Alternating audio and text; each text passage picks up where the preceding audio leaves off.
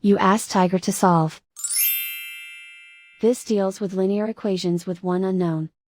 The final result is s equals 11. Let's solve it step by step.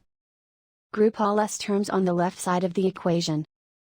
Subtract 2s from both sides. Group like terms.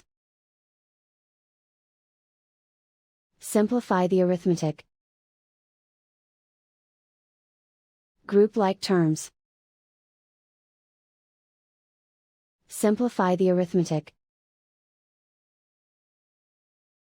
Group all constants on the right side of the equation. Subtract 23 from both sides. Simplify the arithmetic.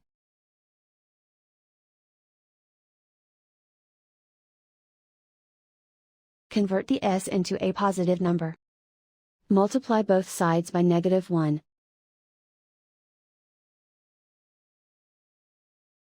Remove the ones. Simplify the arithmetic. And so the final result is s equals 11.